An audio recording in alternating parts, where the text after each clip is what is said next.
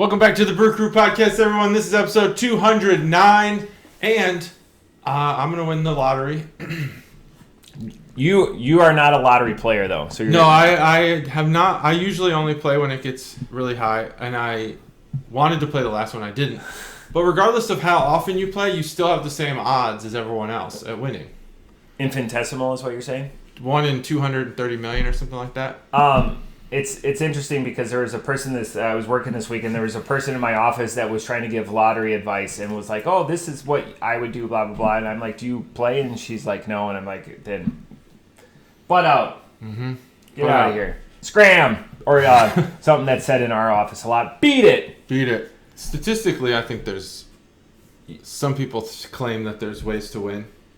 I don't. I just go. But it's random, as far as I know. Again, and I always say, and this is the last thing I'm going to say about the lottery, is I appreciate the euphoria that I get. Oh, yeah, I like that. I like that. That's what I like. And if that's all it is, amazing. Driving here, I'm thinking about that's how I wanted to open the episode. I was like, what if I won? Yeah. And that's fun to think about. And again, Ohio's an anonymous state, yeah, so then always go with mention that. Love it. You'll know I won because people in my sphere will be rewarded, and I will be so AWOL from a lot of things. I would retire people, no doubt. Yeah, absolutely. You need shenanigans and hijinks. I mean, $2 billion. Come on, people. Share the wealth. The most important thing after the lottery, and if one of us wins the lottery, probably the most important. This is going to go a lot better. It's the final reminder, video-wise, for the Advent Calendar build on this Friday, 11/11/11/11/11 at 11 at the Barrel House in downtown Dayton. I know there's some people on the fence. Just reach out to either one of us. Whoever has been taking care of you all these 5 years, 209 episodes, all the shorts and stuff, and let us know the circumstances or whatever. And if we need to hold the space for you, build it, whatever, we will do that. But we're building at 11/11/11. At 11. 11. Yep. At the Barrel House this Friday. Yep. And super looking forward to it. Who's the guy? I haven't watched a lot of football this year. I think we're at 12 the old right guy now. who does the announcing. He's pretty like Bob Uecker? prolific. No, in football. Al Michaels. Yeah, Al Michaels. He said, "Don't touch that dial." Don't touch that dial. Recently. On the Amazon broadcast, he said, "Don't touch that dial." It was pointed out on Twitter. I didn't watch it. That's where I saw it. Because it's him and Kirk Herbstreit, right? I have no idea. I like Kirk Herbstreit. He's college, isn't he? Yep, but he does pros too. I like Kirk Herbstreit. That's going to be my hot take. Turn that dial to channel 11 on 11/11/11 at 11. Beer. The YouTube dial. Yes. Beer related. Related. I've got a fun story, and I'm going to relay that into beer. So, what's your favorite outside of Busch Light? What's your favorite, like, when you go home, when you're with your people, when you're with ShamWow, when, again, you're at home, you're in the bowels of the United Center at Blackhawk home games. Yeah. What's your go-to comfort beer? Like, damn, be everyone, and you will defend it. Damn, be everyone. Yeah, like, no judgment, no shame. Like, when you go and you're amongst the Tribblites. Well, that's such a great question, and I have such a big preface to the answer. I like that. Good thing we can record this. Yeah, content. We communicate with people. I think I've only recently found like my sweet spot since this podcast started. Yeah. Because when we started, I think we made it clear that I was kind of the most novice, and I didn't have a standard go-to. Maybe old style. I'd grab an old style every now and then. Yeah. But I'm not a huge fan of Goose Island. There's not a lot of Chicago breweries that produce regular brews. Yeah. Illuminated's great. Like year-round stuff you can always find. Yeah, year-round stuff like Truth, for example. Yeah. So, I mean, my comfort zone is Busch Light. Yeah. But my favorite, and I thought about this weekend. I think that my favorite go-to regularly produced beer is Cali Creamin'. I just can't get enough of it. But they don't sell it in Chicago. I have to get that brought by the mother-in-law. Gotcha. So, like, when you go home and the holidays are upon us, probably an old style is what you're. That's what I'd go for comfort. But I'm looking for Bobby. He drinks that lug nut beer that we had. I don't know if we had it on the show. But he's a Bud Light drinker. Yeah. I don't have a regular Chicago beer that I go. I try to find something new. I'm one of those guys who looks at the full menu. Gotcha. Okay. So this is going to be a long and this weekend, one of my really good friends retired, and I had the absolute luxury of officiating and being the presiding official for his retirement. He is one of the most outgoing and gregarious, and everyone's going to have a good time when he's around, and just sharing stories, which essentially is why we started this podcast. Yeah. So first of all, I want to welcome the new Chuggalos. I was getting notes. Chuggalo Jason, Chuggalo Kate, Chuggalo Jeff. Wow. There's a lot of Chuggalos. We were comparing notes. Welcome to the show. We were comparing notes the whole time. The best part is Chuggalo Jason and Kate live 4 minutes from my in-laws. So and they're a couple. They're married. Yep. This is a couple. This is a relationship that's going to continue even on. So just sharing stories. My go-to comfort beer for sure in my group is Mick Golden Light, because again, you can only get in 4 states. It's way better than Ultra, but like there's little one-offs like Grain Belt Premium if I'm in Minneapolis. Chuggalo Dave will appreciate that. He hopefully good hunting, Chuggalo Dave. I know you're going to be listening right away.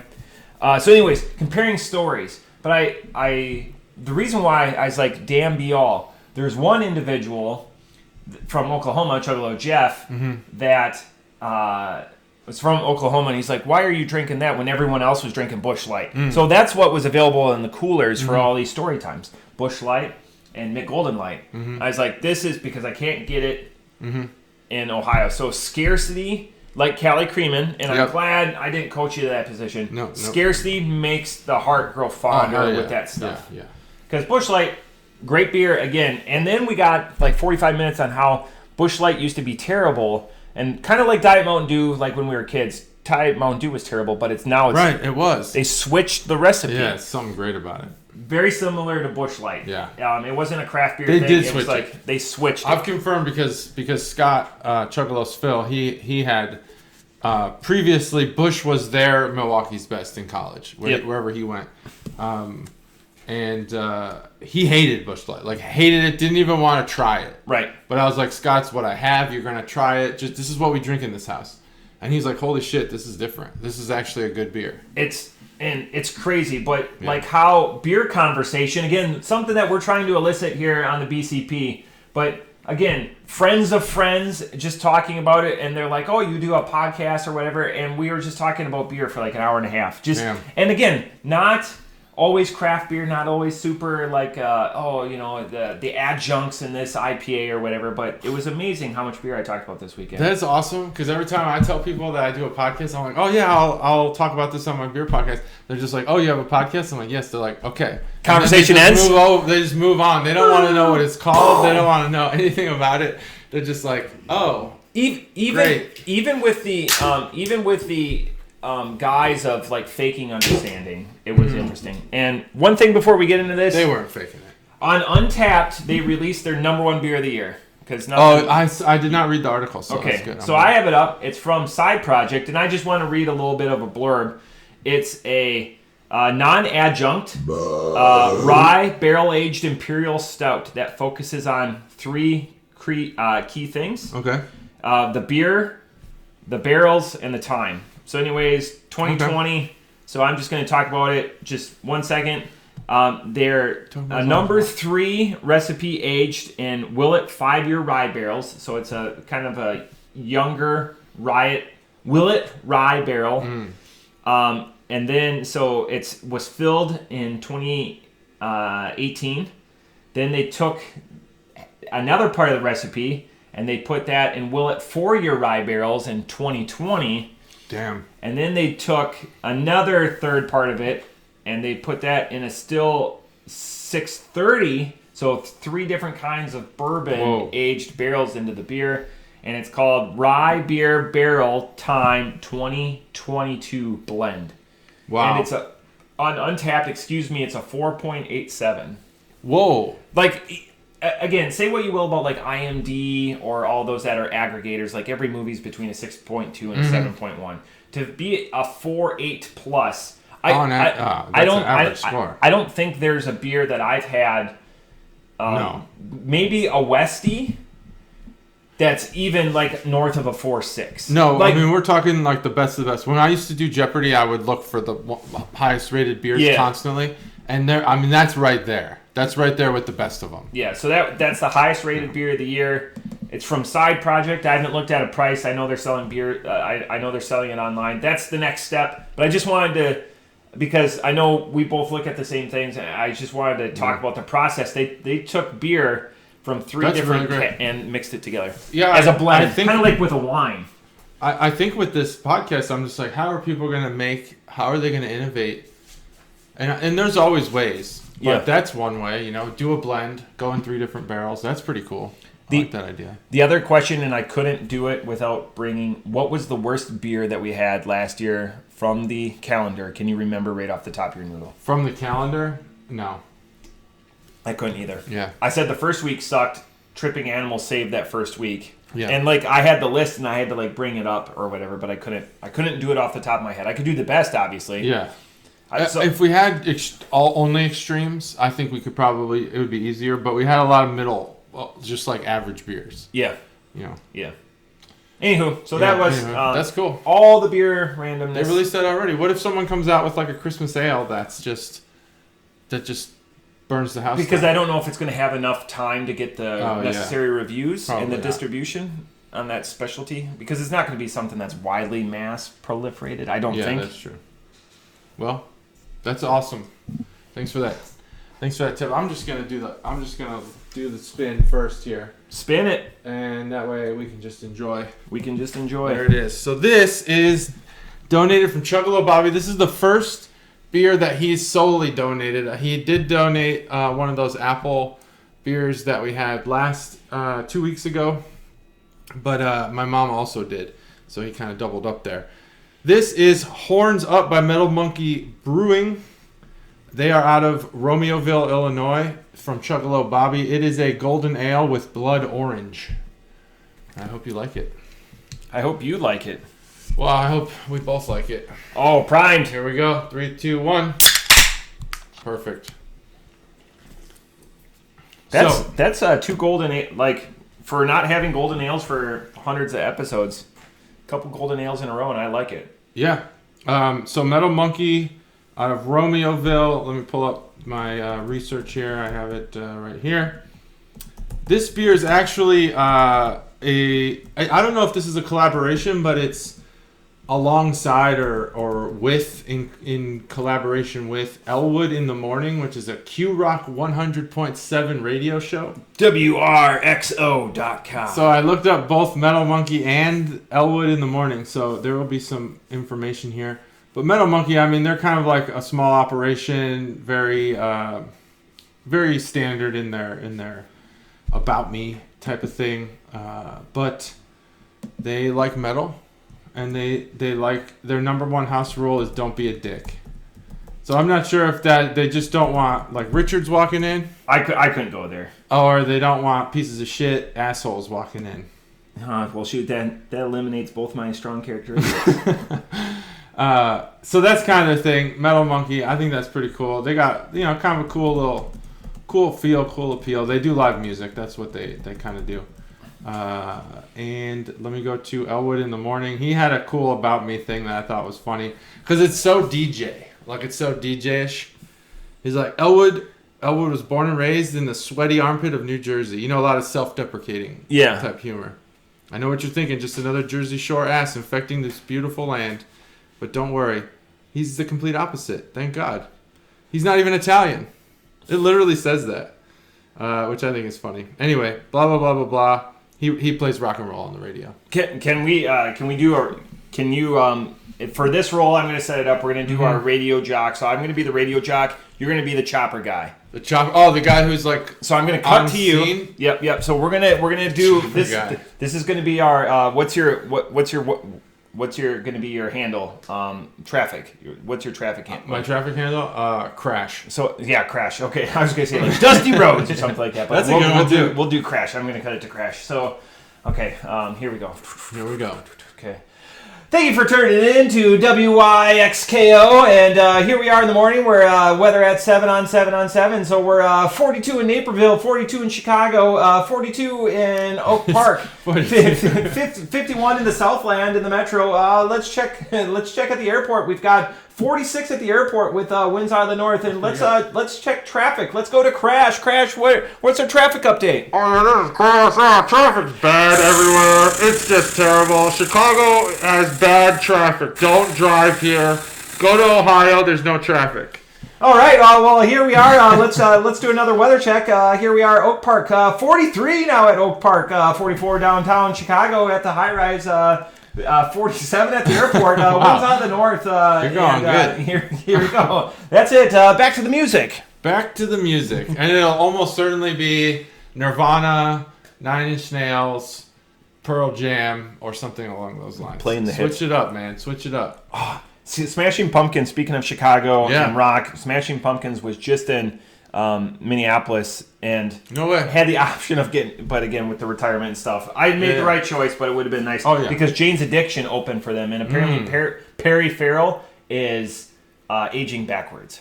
So that's cool. Good for him. The one thing I did find about this beer, because I couldn't find it on the can, 5.1%. 5.1. Thank you. Sweet spot. Definitely a sweet spot. So that's that. Metal Monkey out of Romeoville. And Romeoville is oddly close to Joliet.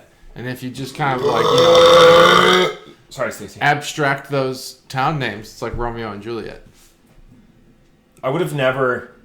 I come up with some goofy shit. I would have never made that. I appreciate the shit out of that. I don't know. Growing up, no one lived in Joliet. That's a newer thing. My sister lives there now. Not to dox her or anything. It's a big town. So I thought you lived at the United Center. Yeah, she lives in the bowels. Well, yeah, she lives in the United Center. Her house is the United Center, but she also has a smaller retreat, Airbnb kind of thing going on in Joliet. Yeah. And I always used to think that was just as a kid, Romeoville and Joliet. It's weird that they're so close. 52 in Schaumberg. Why do they say so many different towns' temperatures when they do that? You ever notice that? It's weird. Because you want everyone to feel different. Because when you hear your place, so like if you're in Western Springs or whatever, oh yeah, he's talking about me. He's talking about Western Springs. He's talking about Jeff. Mm-hmm. Awesome. Okay, so this beer is a real easy drinker. It's not the golden ale of the Affy Taffel, but what could be? Honestly, that was a perfect beer, all of us, and we were just grinning ear to ear on this. That beer was awesome. But the gimmick behind this, the aggressiveness, but not being like overly metal, like a Three Floyds or a Dark Horse or something like that, but being a little more dulled on the edge is fantastic. This is like a fruited daily drinker in the fact that blood orange. I got asked this weekend, what don't you want in beer? And I go, watermelon, kiwi, and oranges. Olives. And a lot of people said in the group that orange in beer tastes like vomit. Really? I think that's an association because there's some stories from the VFW. That's where we had the retirement party. Perfect place to have it. Off the air because I don't want to dox anyone now that I've said names. But hilarious vomit. Well, try. So now that's instilled in your mind, like blood orange equals vomit or whatever. The nice thing, it doesn't though, but some people is go ahead. This remains light, and I like that the orange profile is more of the rind. Mm-hmm. It's more of the dry tartness than it is the juice. So I like that because it gives it more of an IPA. Not acidic, but a drying aspect to it. And I appreciate that. I don't know if that's what they were going for. So unintentional consequences that proved beneficial to me. Off the top rope, I'm going to give this a solid 4. Nice score. So this Camera Burner segment brought to you by Chuggalo. Bobby. Thanks, Bobby. Horns Up is exactly as you'd expect it to be. It is a man doing the horns, rock horns, wearing a Metal Monkey t-shirt. Looks comfortable, actually, that Metal Monkey t-shirt. Jeans, long sleeve t-shirt underneath. That's kind of a like late 90s, early 2000s look. That long sleeve t-shirt under a short sleeve t-shirt. Oh yeah, horns. Hook 'em horns. That's Texas. But this is not Texas. This is rock and roll. This is rock and roll horns. And he's also wearing a hat, which looks like a baseball cap that has horns in it. So either he has horns that poke through the hat, or he has a hat with horns on it. And he's also carrying a guitar. Looks like probably a Flying V style guitar, but maybe not. That's the way it looks. And then behind him is some huge amp speakers. Boy, those are huge. And so huge friggin' boy. And then it says on here, this light and refreshing golden ale will bring out your darker side with a blast of blood orange to make you throw up. No, to make you throw the horns up. To make you throw the horns up and stay metal. I don't need beer to stay metal. It's just in my blood. Iron, mostly. I have a lot of agreement with what Matt said. That's the Can Art bonus segment. Got to close that out. I think it's got a grainier, maybe like wheat kind of undertone there. The blood orange is apparent, and that's good because sometimes they make that promise, especially with IPAs, and then you can't taste it because it's just overshadowed. Mm-hmm. But because this isn't an IPA, I think it sticks out more. And I do agree that it gives you that dryness that an IPA has, but it doesn't. Obviously, the hops aren't kicking you in the face. So that blood orange is there. I like that. That's probably the best part of this beer. Super easy to drink. This beer is crushable, without a doubt. Great summer beer, I would say. Yeah. Or 70-degree November day. I'm a little lower than Matt on this one. I was at a 3.5 just because I think this beer is exceptionally good, exceptionally average. Not, I think that's probably not a good way to describe it. It's exceptional, but average. Not exceptionally average. That's two different things, in my opinion. Anyway. Are you ready to have your mind blown? Yeah. Okay. While you were saying it, so I had this. Nothing lasts forever, even warm November days. It works, right? It does work. That's like Ohio style. That's just warm like November days really don't come around very often either. Like we have our windows open upstairs. Yeah, I noticed. All right, well, that's that beer. I'm sorry, I'm just in love with that lyric. No, that's a great lyric. You just made that up? Mm-hmm. That's awesome. Nothing lasts forever, even warm November days. It'd be too long of an episode title. No. You could call it Warm November Days. Or 42 and Joliet. Yeah, you could say that. As an ouch out to Bobby and Chuggalos' sister. That's a perfect outshout. This next one, you might notice half of the brewers on this one. You might recognize them. This is from Revolution. Never heard of them. Brewing. It is in collaboration with Afterthought Brewing. It's called Foreknowledge. It is a dry hopped saison. And I'll go into more. Interesting. After that. I bet this is primed. Mine was. These tops. These black tops. These black tops are always primed. Yeah, like mine was primed. Like, fucking perfect. Just almost opened already. Like 3, 2, 1. Perfect. What's the last time? Steph? It's been a while. Check the archives when probably we nailed 20 or 30 episodes. There's not going to be much can art with this one. But Afterthought. Oh, this is going to be burp central. Oh, yeah. Afterthought is strictly a saison brewer, which I didn't know existed until today. They are a small family-run, saison-focused brewery in Lombard. They don't brew a whole hell of a lot, but they are very serious about saisons. It's impressive, the amount of knowledge and information on their website. The amount of foreknowledge. And they just get right into it. Yeah. It's coming. There's going to be a lot. Oh, yeah, there's going to be tons of burps. We're going to be on all the Well, not me, but you. All the fringe videos. Juicy. Yep. Chunky. Revolution, Foreknowledge, experimental dry hop saison with HBC 1019 hops. Head bitch and chart. What? Oh. Is that it? I don't know. HBC is I don't know. It's I don't know. I'll think of it.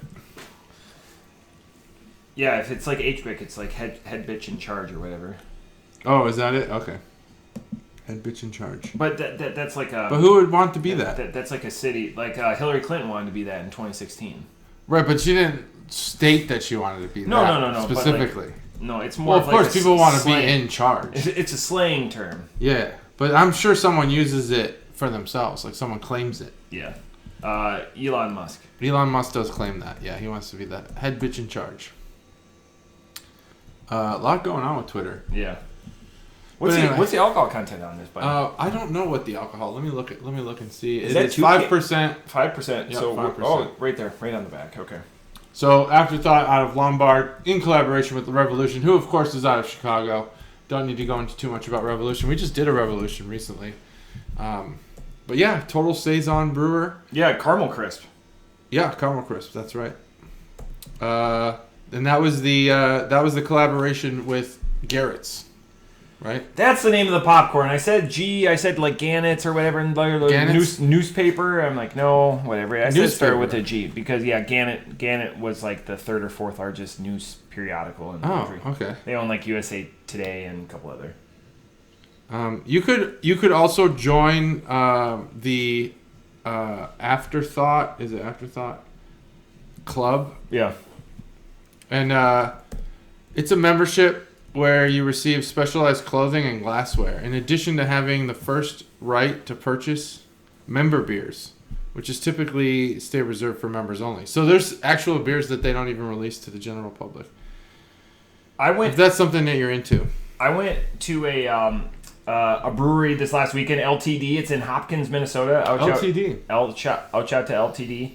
They had been there for a while. Bunch of cool stories. But they have a membership card. It's a 3-2-1. If you buy it, it's $50 a year. It's $3 off all growlers, $2 off all pints, and $1 off all flights.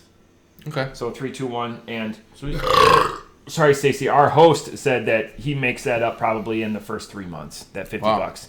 I was like, is that the entire gimmick? That's the entire. So they just call it 3-2. Yeah, there's just nothing free. So you just flash it out, and then they just mark you and your whole tab. Sweet. You know, I like that where you earn something. Like, again, give people a reason to come back beyond the quality of product. Like, just a little bit of a gimmick. Like, that 3-2-1 isn't taking too much money out of your pocket. No. Because there's other people that are going to forget about it. Oh, yeah. Yeah. That's a good idea. Have you had enough to review this beer? So, again, this beer is not crushable because it's so effervescent and it's light and airy and carbonated. Very much like you would expect a saison to be. Like the bubbles are working up. It's tough because both these beers are filling in how they're carbonated. It's not like we're doing a stout and an IPA or whatever. Both highly carbonated beers.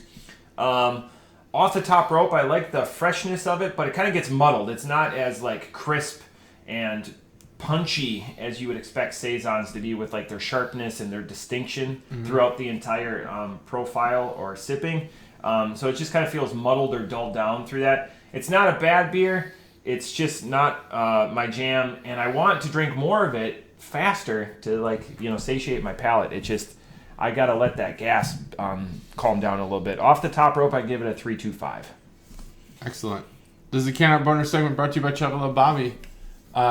There's not much can art, but I will say the can's unique because it's a black can, which does not happen often, or at least the top's black. The bottom is not, so that is painted, I guess, or dipped or something. And it's a sticker, there's just no can art on it. It's very simple, very plain, and I think it's for a reason. You're dealing with a collaboration between a brewery that typically has pretty uniform can art across most of their products, the stars, the fist, things like that. and then you're dealing with like this brewer who has a very specific focus on one type of beer, and it's saison. And I think when I think saison, I think farmhouse cursive. Oh, okay. Like fancy writing, kind of like maybe it's a. I think it would probably be like a sibling or a relative of wine that takes itself seriously. Since you brought up cursive, can I just divest for a second? Yeah. I had somebody stare at our group after they were talking, and we couldn't understand them. And they're like, "It's just because I'm talking cursive." Yeah, that's probably why. Talking cursive. I think, that's a. I think that's a saying. That might be a saying. Have you ever talked cursive before? Yeah, I'm sure I have. In that person's lexicon and what it means, I'm sure I've talked that way. Maybe the night that I said that the reason we were at the bowling alley so long was your fault, and then you tried to justify it maybe to her, like as a joke. I was like, "Oh, it's JT's fault why we're here so long." In Morgan Freeman's voice, it was not JT's reason because I ran up to Katie. Oh, that's right. Yeah. I was trying to think of which reason, because there's been times at the bowling alley that I really did fuck up. Yeah, that was one of the like the first Bobo, but a really light Bobo. Which Bobo did I throw the ball and it broke the one. drop down? And then we went into the dart. Mm-hmm. Smart of us to do that. Yeah. I was already 6 sheets to the wind. Yeah. So I didn't care. And I should have. Because I feel bad about things I think about later and feel bad about. I hate that I do it, but I do. Because it was 2015. Because Stacy was very pregnant. Oh, okay. 2015. What a year. So yeah, cursive. I think that's what I think about with speaking cursive saisons. And that's not to say that this brewery is pretentious or anything. Maybe they are, maybe they aren't, and it's their right to be. They have a very specific focus on saisons. That's their right to be pretentious if that's what they want to be. Hopefully they're not. I appreciate hyper specialization like that. Especially when you're fringe like that. It's different when it's IPAs or whatever. There's such a wide swath. Sorry, Stacey. Not so much with saisons. That's like the master's degree. You specialize in it. Yeah. The Revolution. They're like undergrads. They excel in their career field, general studies, but they need to go to that like SME, the subject matter expert, to get the real hyper focused lesson in whatever it is. And that in this case, it's saisons. Yeah. So that's a parallel. Very much, very apt. Thanks. So the can art, that's the can art segment. Not much to talk about. Other than, there was really actually a lot to talk about the cursive. But the taste, I feel like in this beer in particular, all the times I've ever had a bourbon barrel aged anything, or a barrel aged anything, even not bourbon barrel, I feel like I'm going to taste wood. But I never do, because that's just not how it works. This tastes like wood to me. This beer tastes like it was strained through wood, and that might be intentional. That might be the flavor. I don't know. Saisons that I've had have all been enhanced by fruit, and enhanced is just I think that's probably a subjective word for saisons. That 20 seconds ago when you go, "I don't know," is one of the most defeated phrases I've heard on this pot. Like, I don't know. What are they like? Okay, so HBC 1019 hops. Are those hops? Are they basically flavored like wood? I don't know. I don't know. Really, the world of saison. I feel like no matter what I say, it's going to be too unsophisticated for these people, and maybe I'm just pumping them up in my head. It's just a kind of hops. It's just a kind of hops, but there's the flavor that I'm tasting in this beer is not like anything I've had yet. It definitely has a woody taste to it. I don't really. You're right. I gotta clear some of this shit out. This is building up. I don't particularly like the flavor of this beer. And the reason why I'm so, like, I don't know about things is because if that's the way this is supposed to taste, fine. If I'm just tasting it wrong, well, you know, that's why I don't do wine stuff. Because people who drink wine are, like, fucking crazy. Yeah. And, like, if you get it wrong, they'll just shit all over you. You know, hypothetically or metaphorically. It's walnuts. Yeah, exactly. Hey, shut the hell up. It's wine.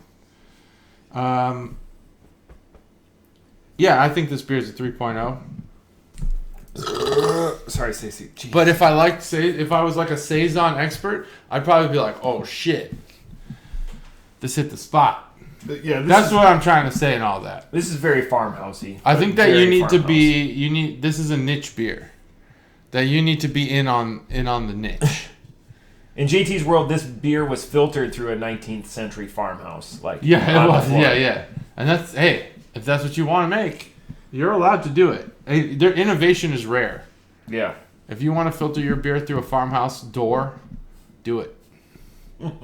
It's awesome. Do it. Right through the key. There's so much, what do they call that? You know, that... Patina. Barnwood, I guess. Yeah, distressed. Just all those...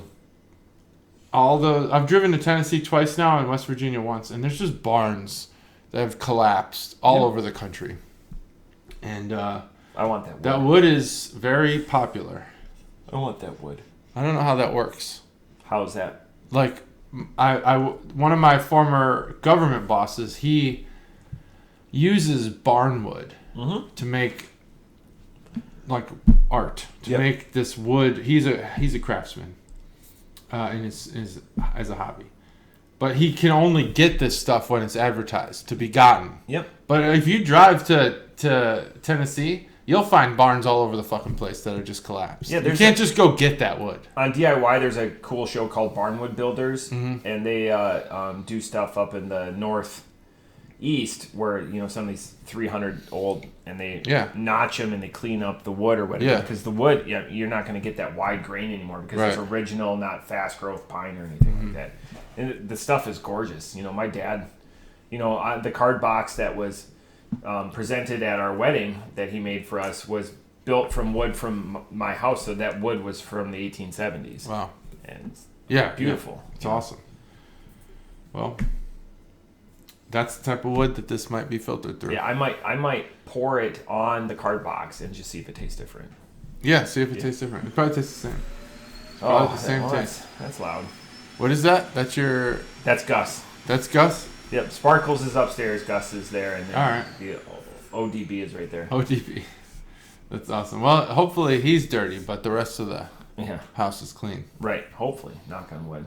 These are filling beers without, like, I was like, oh, you know, on paper you have like a dry hop saison and a golden ale. You're like, okay, so a light fair day. Yeah. This, I feel but I feel like I'll burp a few times on the way home. I'm hoping. And it'll just be like, I'll be hungry and full. Or hungry and empty. I'm hoping that's the hungry and empty. Yeah, I would kill for empty right now. It's just, it's interesting. Mm-hmm. It's interesting. The ghosts. Mm-hmm. Wow. Which is a quote. Anyway. Anything else on your noodle? Anything else on my noodle? I feel like I did have something on my noodle, but I've lost it. Okay. What about you? I can dance for a second. Would that help you out? Yeah, sure. That would help me out. What are you hoping? What's your biggest hope? We're coming into the Advent calendar. What's your biggest hope for the Advent calendar? Oh man, wow, what a great weighty question. My biggest hope is that my biggest hope is that there's a wide diversity of beers. I don't want a lot of the same shit. That's my biggest hope. Are you saying both in style, brewer? Style, okay. Period. Yeah, brewer, I'm fine with having multiple from the same brewer. Not obviously the whole thing, but I just want... I don't... Like, last year I think we were too heavy in certain areas. We need to be... If I could have 25 different 24 different beers types. Yeah. That's what I would want. I don't know if I would be as aggressive. I want a beer that will approach AleSmith. Mm-hmm. That's going to be tough. It's going to be tough. I think we'll get one. I don't think we'll have the high. I don't think we'll have the lows. I think we'll have more a better sweet spot, or beers in here as opposed to here and here. If that makes sense. It does make sense, but I think we're gonna have at least a high. The low is that's a little more up in the air whether we'll have one or not. Yeah, because we could wind up with a lot of 3s and have 1 5, or we could end up with a lot of 3s, have a 5 and a 1. I'm excited because this is a spec calendar. It's not the one you can buy at Costco or anything like that. This is created for us. This is created for us, and it is not cheap. It is worth, but it's worth the money. It's worth what we're paying for it. Yeah, I told, when people are like, "Oh yeah, I'm interested. What's the price point?" I'm like, and they're like, "Ooh." I'm like, "Yeah, but think of what you're getting here." And I should just carry that list around. Like, this isn't like 12-ounce beers. A lot of these are pint pours. A lot of them are craft, hard to get. Last year we had a beer that was 11 years old. Like, it's just amazing. It just I happens. think we're gonna have that again. Oh yeah, I told, like, hey, we'll buy 10 of them, or 10 pours or whatever. Plus, there's a lot of high-end consumers in the area, so. But as long as they can make their nut, so yeah, that's an interesting, both the diversity and again, it'd be nice all over the place, like geographically separated. Like if we could get out of our sweet spots, I understand they have their nut to make. Good. Yeah, get out of our. Yeah. Don't have a Rheingeist. Don't have a Yelp. Don't have any of that stuff. Like go a little ways away. Let's try something. I want to be out of our comfort zone, even with the styles. Yeah. Let's give us something, totally different. Don't just put a bunch of stouts in there. Don't put a common stock though. No. No common shit. No way. No. Common stock like common stock? Like Anchor Steam, like California Common. Oh yeah. None of that. No California Common. You don't think it would be an interesting? That'd be my freebie. What if there's a brewery like Afterthought who's like, we are California Commons experts? Yep, I'll sit in the vehicle. Let me have my one prejudice. Yeah, sure. Unfounded. Sorry, Stacey. I'm starting to get unfull, but unfull. Yeah. Well, I think sometimes it's the prejudice and the mental contradiction to that prejudice that makes for good pod, makes for an interesting evening when you have one beer. Fun videos. 24 days, we have one beer that we for sure each day we can try. And that when you're looking forward to it and then it winds up disappointing you, or you know it's coming. Great content. And you're scared of it. Yeah. That's great. We should do that. I mean, we should have a California Commons in there because you'll be scared of it all day, probably for days leading up to it. I'll tell you what I do. I won't even do the crack on the screen. I'll just drain pour it, and I'll pour it in water and be like, this is delicious. Water's not delicious. That's the thing. It's just nothing. Don't walk and purchase Get this beer.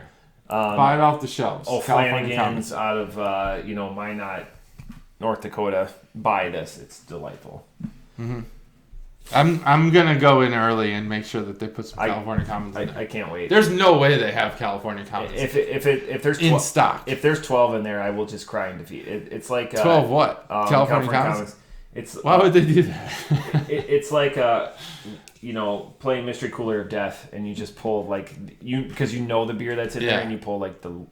Do you think there's 12 California Commons right now, different variants in the country right now? If there is, I can understand why the terrorists hate us. They're justified. Yeah. They came here and that was the beer they ordered on accident. What the? They're like, oh, California Commons, I'll try that. That sounds like a California thing. That sounds like bitter beer face.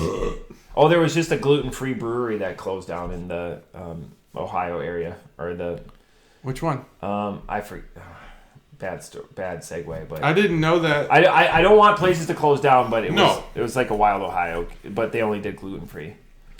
I have sorghum beers. My direct supervisor is a gluten free for real though, like not a bullshit. Yeah, not pretend celiac. No, like she actually needs to be gluten free, and it was the first person I've ever met like that. Gluten free, you and me. What do they call that? Celiac. And so she knows about gluten-free beer. Anyway, because her husband likes regular beer, non-gluten-free beer, like real beer. Imagine getting screwed up and then you just pull one and then whatever. Just shitting for days. Anaphylaxis or shit or. I don't know what happens when that happens. You turn into Mr. Hyde. I don't know. Yeah. Shenanigans. I mean, well, here are all my parting messages. Here we go. This is important. We're one day away from the midterm elections. Vote. Take notes. I don't care who you vote for, personally, because I'll vote for who I vote for. You vote for who you vote for. We're all good. Do it. Just do it. It's your duty. Do it. Buy lottery tickets, and if you win, share the wealth a little bit, just a little bit. Yeah. $2 billion. It's a lot of money. I know. You can't buy Twitter with that much, but you can at least. Half of that goes to tax, so you are doing. Can you believe it? I mean, it's $1 billion still. Yeah. So I'll buy some lottery tickets. Definitely buy them from a place that you like. Like Halls. Yeah. Because they benefit. He appreciates and he thanks people for buying them from. Yeah. They'll benefit. And then what was the other thing I had? I don't remember. Oh, there's the World Series happened, and I'm okay with it. I didn't root for the Astros, but I'm okay with it. Mattress Mac won $75 million. How did that happen? What was that bet? Because someone told me about that. He made multiple bets. He put $10 million at 7-1 down. Wow. He has to fly on his private plane. But Mattress Mac, if you ever do any research, any Wikipedia, is a really good guy and does a lot of on-site daycare for his employees, technical training for his employees, all out of his own pocket. He still works the counter at some of his mattress stores. Oh, there's way more than that. There's a gym.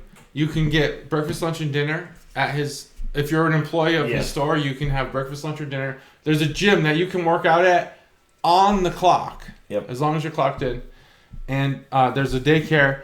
There's a Vice documentary about Mattress Mac. He is legit. Jim McElvain. No reason to shit on the guy. He does a lot of charitable work. Harvey, he was just letting people sleep in his stores. Yeah, exactly. Yeah, when the hurricane. Yep. That's exactly right. Just a good guy. Watch the Vice documentary if you want to know about this guy. He's pretty good. And I think that Houston has redeemed the qualities that made them cheaters. That's my opinion. Redemption is a dish best served. I think they won this world, unless we find some shit out. They won this World Series fair and square against a great Phillies team. This is probably the best baseball's been in my lifetime, like as a sport. It was phenomenal. The World Series was awesome. The playoffs were awesome. Yeah. The season was great. We had home run records being broken legitimately. Just all around baseball, I think, is, other than blackouts, totally thriving right now. Yeah. If you don't like this version of baseball, then you just don't like baseball. It's not that it's boring. It's that you don't get it. Watch pickleball. That's going to be your sport. Watch pickleball. Yeah. Watch soccer. Watch people kick a ball. I'm fine with that. I don't like soccer. To me, that's boring. Yep. World Cup next week. Any predictions? Someone from Group C. I don't know anything about the World Cup. I laugh because I don't know shit about it. Stacked group, so. Stacked group? Yep. So Group C, I'm going to second anything Matt does. Wherever he puts his chips, I'm putting mine because I don't know shit about soccer. I know Ronaldo. A little past I know Messi. Ronaldinho is the Brazilian superstar. David Beckham. Messi is Argentina. I know England. Who's like the best player in the world right now? God, Messi's past his prime. I get. And does that person play in the MLS? No. They don't. So that only happens after you've. Yeah, after your prime. After your prime, you come to the United States and that's why, like, David Beckham is the one of the owners of Inter Miami. Oh, okay. Yeah. I didn't know that. Well, I don't have any predictions. I don't know. If I have to go off prior knowledge, the United States will not win the World Cup. That's my prediction. That's a nice thick branch to go out on. Yeah, it is a thick branch. Thank you to the new Chuggalos, and remember that 11, really 11, 11. At 11. Turn that dial on Amazon to 11. We're going to be building our Advent calendars for this year down at the Barrel House. Barrel House on, what is that, 3rd Street? On 3rd Street. Go to 3rd Street. It's a great street. Join us there. 2nd Street also is a great street. They have a market. Yep. Yeah, I agree. I second all of that stuff. Love it. Barrel House, Veterans Day. Do it. No doubt about it. Look at those guns.